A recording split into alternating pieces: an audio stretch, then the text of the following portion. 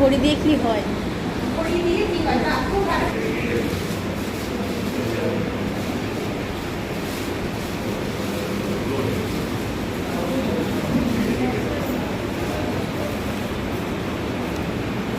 তোমরা সবাই একটু দেখে এবং চেষ্টা করবে নিজেদের খাতায় আঁকা।